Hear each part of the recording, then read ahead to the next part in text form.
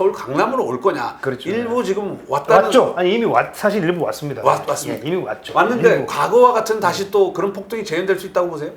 글쎄요. 그거는 장담하기 어렵죠. 지금 사실상 어떻게 보면 사이클의 정점이냐, 예. 한 1, 2년 사이클이 더 유지될 수 있느냐, 여기가 지금 사실은 폭락론, 폭등론이라는 게 뭐 엄청난 간극이 있는 논쟁이라기보다는 예. 사이클의 어디를 보느냐의 좀 차이가 아닌가 하는 느낌이 듭니다.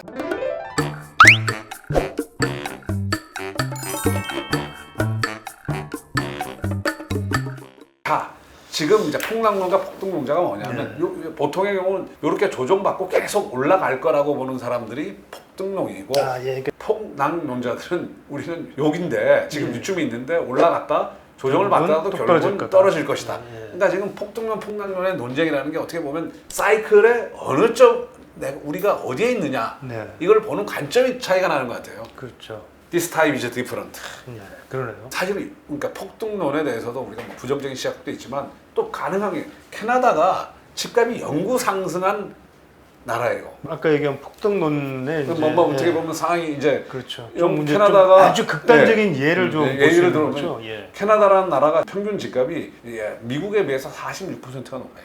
그러니까 뭐냐면 인구 밀도로 대비해 보면 훨씬 인구 밀도가 낮지 않습니까? 캐나다가 그렇죠. 땅도 많고 그렇죠. 그럼에도 불구하고 왜 이렇게 되냐를 놓고 집값이 올라가는 이 나라도 이미 고령화돼 가지고 사실은 굉장히 그 인구 구조로 볼 때 집값이 올라갈 이유가 없는 나라인데 네.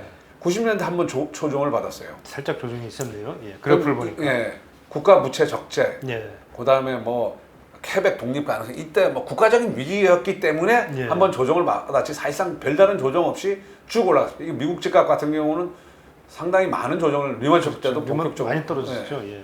또 보면 지난번 우리 했던 일본 같은 경우는 일본은 상당 기간 이게 뭐냐면 보통 사이클을 그린다고 했는데 아예 사이클이 없어지니까 그러니까 두 개의 사례가 이제 하나는 네, 사이클이 사이클이 없이 쫙 상승, 올라가고. 상승 사이클, 하락 사이클이 없는 또 거꾸로 여기는 상승 사이클이 없는 물론 약간씩 어떻게 보면 뭐 미세하게 왔다 갔다 미세하게 왔다 예. 했지만 전체적으로 보면 한번 크게 장기적으로 올랐다가 이렇게. 올랐다가 예. 계속 마이너스니까요. 이게 10년 이상 그렇죠. 물론 2010년 이후에 좀 회복됐 뭐 플러스로 돌아섰지만 크게 보면 한 거의 20년 가까이를 거의 마이너스를 유지했으니까 이거는 그러니까 이게 절대적인 그건 없는 거죠. 그 나라 상황에 따라서 어떤 정책을 펴느냐, 인구 구조가 어떻게 되고 그다음에 인구 구조가 감소했을 때 어떤 정책을 펴느냐에 따라서 이런 거에 따른 차이가 나는 것 같습니다. 금리 이제 대표적인 급등론자인 자유유성 같은 유튜버 경우는 자유유성님 2년간은 최초한 안정적인 상승이다.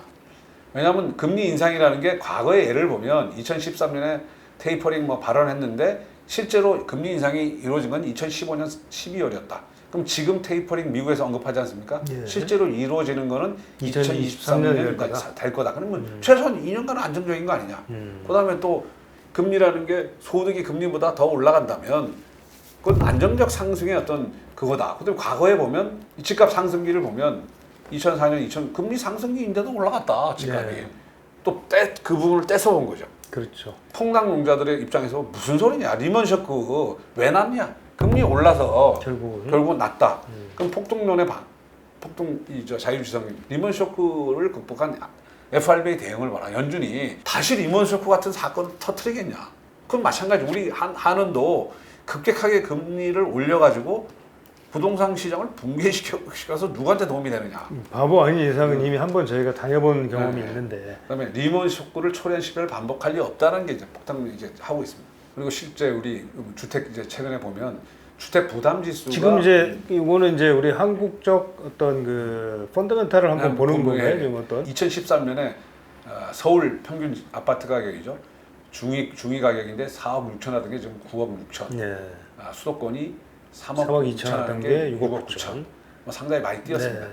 근데 뭐 최근에 주택금융공사가 발표하는 서울 주택 구입 부담 지수. 예. 주택 구입 부담 지수. 이게 보면 전 분기 대비 12.8포인트 상승해서 사상 최고점, 전고점을 돌파했다. 그래서 난리가 났습니다. 네. 버블의 대표적인 이제 증거로 쳤습니다. 주택 구입 부담 지수라고 하는 게 이제 결국 주택 구입의 부담이 얼마나 네. 이제 높아지고 있느냐. 그런데 네. 소득의 25%를 원리금 상환해서 쓰는 걸 갖다가 100으로 본 지수입니다. 아, 근데 집값이 많이 뛰었음에도 불구하고 부담 지수가 2008년 뭐 비슷하잖아요. 네. 그거는 뭐냐면 이건 금리가 인하되고 소득이 늘어났기 때문에 그런 겁니다. 근데 이것도 잘 보시면 네. 이게 서울이거든요. 네.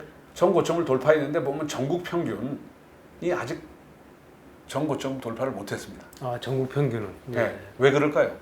금리가 낮아진 거고 소득이 높아져서 그런 거예요. 경기, 인천 지역은 굉장히 미치지 못합니다. 자, 그걸 구체적으로 보면 이게 대전이거든요. 예. 최근에 와서 밑에 이게 주택 구입 부담 지수가 좀 높아지긴 했는데 네. 그렇더라도 지금 이제 고점하고 비교해 보면 뭐 많이 차이는 많이 차이 나죠. 예. 더 오를 가능성이 있다. 그렇죠. 근데 세종은 뭐냐? 세종은 이게 늦게 이제 세종시에 그렇죠. 실제로 예. 한 게 뭐 2020년 4분기 조사가 측정을 하기 있잖아요. 시작한 예. 게. 예. 근데 보면 136까지 올라갔어요. 네, 이미 시작 자체가 그러니까 136부터 이게 뭐 시작한. 새 아파트 중심이고 그렇지만 대전은 지금 기껏해야 70, 70밖에 안 예. 돼요. 원리금에 그러니까 자기 소득의 한 10% 정도를 원리금으로 쓰는 거예요. 그렇죠, 상한에 그렇죠, 쓰지만 그렇죠. 여기는 한 25%, 뭐한 30, 40%, 그렇죠. 30, 상당한 부분을 좀 쓰는 쓰겠다는 거예요. 얘기인데. 그러니까 요즘 세종시가 요즘 집값이 좀 조정받고 있지 않습니까? 그러니까 굉장히 어떻게 보면 조정받을 만한 거예요. 근데 지금 이 지수로만 보면 경기도, 인천은 더 올라갈 지금 여지가 이제 예, 부담 지수가 많이 지금 네. 낮은. 그리고 부담지사도 약간 사이클을 그렇지 않습니까? 그러네요. 예. 그러니까 지역적으로 좀 차이가 나는 것 같아요. 우리가 무슨 버블 논쟁도 있지만 지역별로 그래서 저희가 이제 예측을 해본다면 서울은 많이 지금 이제 고점하고 거의 똑같은 거의 육박해지는 상태죠. 한 거고 지금 인천 경기는 아직은 이제 여유가 좀 있는 상태. 여유가 좀 있다는 건 좀 그러니까 더 지금 사실은 이제 오를 여유- 가능성이 좀 있다. 예, 이렇게 볼 수 있겠죠. 그러니까 이걸로만 이 지수로만 보면 그런 것 같습니다. 자 이제 그러면 이제 사이클로도 그럼 한번 정리를 또 해봐야 해보면 되는데. 예. 지금 사실상 어떻게 보면 사이클의 정점이냐 예. 한 1, 2년 사이클이 더 유지될 수 있느냐 여기가 지금 사실은 폭락론 폭등론이라는 게 뭐 엄청난 간극이 있는 논쟁이라기보다는 예. 사이클의 어디를 보느냐에 좀 차이가 아닌가 하는 느낌이 듭니다. 그러니까 예.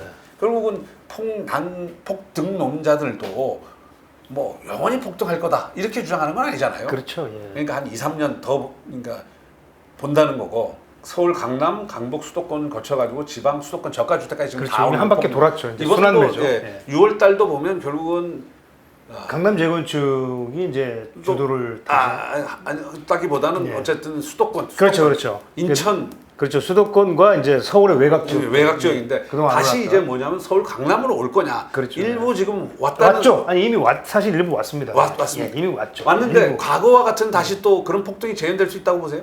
글쎄요, 그거는 장담하기 어렵죠. 아까 얘기했지만 지금 대출도 막아놓고 물론 저는 있을 수 근데 그 지속 가능성이죠. 그게 그러니까 일시적으로 이제 아니면 뭐 한두 건 정도의 거래를 통해서 이제 가격이 올라갈 수 있겠지만 결국 우리가 지금 모르겠지만 목 정도는 찬 거 아니냐라는 그 관점으로 보면 그게 결국은 이제 어떤 이게 정점이냐 아니면 혹은 목까지 왔느냐를 보는 아마 그걸 것 같아요. 그렇죠. 예. 그다음에 3기 신도시 사전 청약 7월부터 시작하지 않습니까? 네.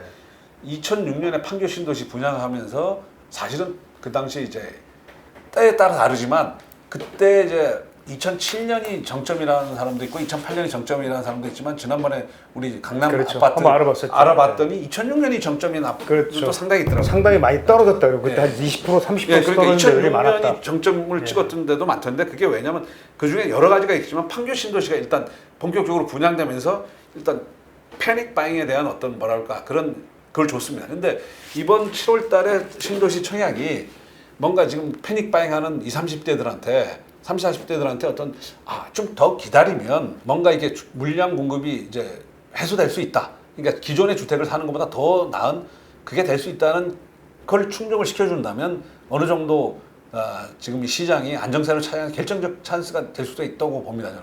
근데 문제는 그 반대로 3기 신도시 청약을 하는데 뭐 전혀 아무런 만족감을 주지 못했다. 또 불안감을 해소해주지 못했다. 그럼 한 번 더 연말까지 한 번 더 이 문제가 될 수 있겠죠.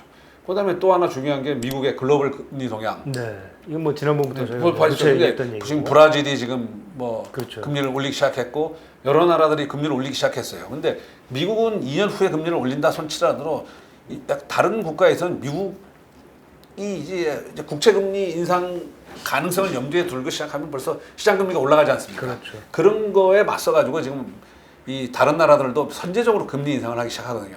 그러니까 그런 부분들이 주택 시장에 어떤 영향을 주느냐들도 상당히 글로벌화된 시대이기 때문에 우리한테 영향을 많이 줄 것 같습니다.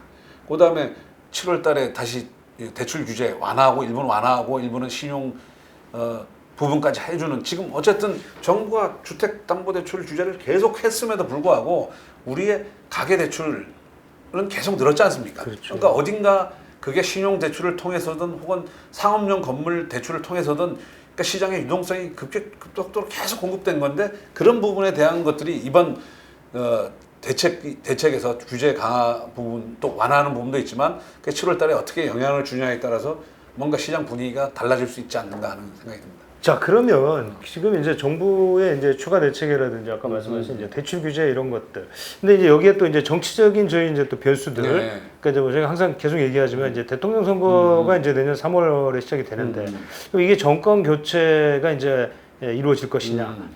물론 이제 뭐 어차피 정부는 바뀌죠. 정부는 바뀌기 때문에 정책의 어떤 변화들이 올 거고 그런 것들도 아까 말씀하신 3기 신도시 사전청약이라든지 뭐 이런 부분과 맞물려서 어떤 집값의 흐름을 좀 좌우할 것 같다라는 결국은 생각이 이제 그렇죠. 왜냐하면 결국 제일 중요한 게 외국에서 하이퍼 서플라이. 그렇죠. 이게 하이퍼 서플라이 꼭 입주하는 거 아니거든요. 네. 그러니까 공급한다는 게 나도 저 집에 들어갈 수 있는 물량이 확보됐다 하는 그런 이제 어떤 심리적 만족감을 준다면 굉장히 시장이 안정될 수 있거든요. 근데 지금 뭐냐면 3기 신도시 사전 청약이라는 게 급히 땡겼지 않습니까? 근데 네. 급히 실제로는 입주하는 시기가 7, 8년 지나가지만 어쨌든 이 땡긴 거를 갖다가 나한테도 충분히 기회가 올 수 있다. 이런 제도, 그다음 제도 개선, 그다음에 공급 물량에 있어가지고 어차피 지금 공급 물량을 확대한다는 확실한 신호가 있으면 그건 하이퍼 서플라이만큼의 효과를 줄 수도 있다고 저는 봅니다. 그러니까 지금의 결국 패닉 바잉과 집값 폭등은 내가 집을 적당한 가격에 살 수 없다는 그렇죠. 불가능하다는 그게 촉발시킨 건데 예. 지금 정책 기조가 이게 뭐냐면 시간이 좀 걸려요. 그 GTX 확대되는 것도 지금 이게 시간이 걸리지만 결국은 적당한 가격에 어포더블한 하우스가 저렴한 주택이 공급시키겠다는 정부의 약속이 있거든요. 그렇죠. 약속인데 이게 시간이 걸려서 그렇지. 그러면 무조건 우리가 뭐 기다리라 이렇게 얘기를 하는 건 아니고 이런 거에 대한 정부가 국민들한테 신뢰를 못 줘요. 이 문제는 아까 부동산 사이클에서 규제 무역론이 나오는 순간에 집값이 폭등한다고 그러지 않았습니까? 네. 지금 뭐냐면 대책 무역론이 나와요. 그러니까, 그렇죠. 그러니까 한 5년간 한 4년간 지금 대책이 나올 때마다 집값이 뛰다 보니까 국민들이 대책을 불신하는 거예요. 그러니까 대책 백약이 무효가 돼버린 거예요. 그러니까 이건 참 어떻게 보면 국민들도 불행하고 정권도 불행한 사태가 지금 이루어지고 있거든요. 그러니까 집값이 적당히 오르는 거에 뭐라고 할 수 없지만 이렇게 그 무주택자들한테 절망을 준 정도로 오른다는 건 사회적 불행이고 사회적 갈등이고 정책의 실패가 만든 사회적 비용 아니겠습니까? 그렇죠. 예, 사실은 뭐 사회적 비용의 경제에 상당히 비효율을 초래하는 거죠. 주거 비용이나 이런 부동산 비용이 계속 늘어난다는 거는 뭐 경제에는 사실은 악영향을 주는 거니까 네. 어떻게 보면은 그래서 이제 그런 부분들이 이제 결국은 집값이 그러니까 예를 들어서 이제 이런 것 같아요. 또 이제 뭐 GTX나 이런 어떤 또 3기 신도시의 공급, 그다음에 교통망의 확충 이런 걸 통해서 주택 가격이 지금 사실 지금 대부분의 지역은 물론 이게 정확한 어떤 정말 어떤 가격이 정답이냐, 그러니까 2배, 3배 뛴 곳이 대부분이거든요. 지금 저희 뭐 네. 보셨지만 뭐 GTX뿐만이 아니라 서울 같은 경우에 뭐 강남, 강북 가리지 않고 벌써 한 3년 전하고 비교해 보면 2배, 3배를 뛰었단 말이죠. 그러면 그 집값이 만약에 떨어진다 하더라도 얼마나 떨어질 것이냐? 그러면 그렇다면 이 시장에 뒤늦게 이제 뛰어드는 우리 이제 젊은 사람들이나 무주택자들의 입장에서는 15억, 지금 5억 하던 게 12억, 13억을 가고 네. 있는데 그럼 이게 떨어져서 7억, 6억이 되지 않느냐? 과연 그러면 그들이 과연 이 집을 살 수 있겠느냐? 이라는 건 사실은 현실적으로 어렵지 않느냐? 그리고 무슨 임대 사업자에 대한 혜택 축소 이런 것들이 결국은 그 어떤 전세 임대 매물 자체를 소진시킬 수 있다. 이런 불안감을 준 것도 원인이 아니에요. 그렇죠. 예. 그러니까 궁극적으로는 역시 뭐 이제 또 다시 또 조금 돌고 돌아서 또 보기는 왔는데 이제 그런 어떤 여러 가지 결국은 이 정책이 만든 약간 사이클 자체도 그러니까 저희의 사이클이 사실은 이제 뭐 지금 여기 뭐 17년, 18년 뭐 외국의 사이클들이 있지만 사실은 이제 그 정책의 문제는 이제 거의 외국에서는 개입이 안 되는 부분이었는데 그렇죠. 예. 저희는 특이하게 어찌됐건 이 정책이 그러니까 개입하면서 결국 정책이 문제는 뭐냐면 시장 기능에 맡긴다는 건 뭐냐면 나중에 결국은 주택 가격이 뛰고 대출이 늘어나고 또 경기가 호황이 되면 또 금리가 오르면서 이제 자연스럽게 조정받는 과정을 거치지 않습니까? 근데 우리는 거기에 뭐냐면 정부 정책이 이제 개입이 되면서 가령 정부가 내가 뭐 직을 걸고 집값을 잡겠다. 그러면서 사람들이 처음에 믿어요. 믿다가 나중에 집값이 실제 올라버리잖아요. 그러면 사람이 그때부터 패닉이 생기는 거예요. 그렇죠. 뭐 이제 곧 떨어질 거야. 뭐 아이고 난 안 사. 이러고 있는데 갑자기 지금 2배로 뛰었어요. 그러면 정말 이건 그럼 패닉이죠. 결국은 왜냐면 패닉이죠. 나중에 믿고 기다리다가 결국은 2014, 14, 15년 집값 쌀 때는 사실은 안 사다가 그렇죠. 뒤늦게 이제 뒤늦게 들어가서 다녀서 선택의 폭들이 많지가 않아요. 그 당시에는 그렇죠.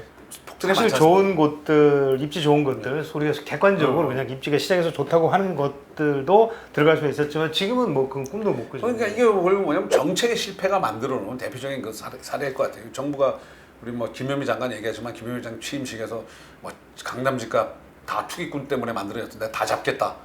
집값만은 잡겠다. 뭐 이런 얘기를 왜 했는지. 그렇죠. 그러니까 지금 결과론적으로 생각하면 이제 그때 그 말을 믿었던 정부를 믿었던 정부를 믿었던 사람들만 결국 뭐 죄송한 말이지만 바보가 되는 이런 상황을 만들다 보니까 그분들은 분노할 수밖에 없다. 지금 다시 정부가 아무리 이제 3기 신도시 그다음에 200만 원 공급 대책을 발표해도 사람들이 이제 믿을 수가 있는 양치기 소년이 돼버린 거예요. 3번도 아니고 이건 25번 예. 거짓말하는 사람이기 예. 때문에 그러니까 이거는 뭐 도대체가 뭐 믿을 수가 없는 상황이 돼버려서 뭐 더 이상 이제 깊게 들어가면 또 조금 정치 이슈가 될 것 같아서 뭐 요즘 것이죠. 예. 감사합니다.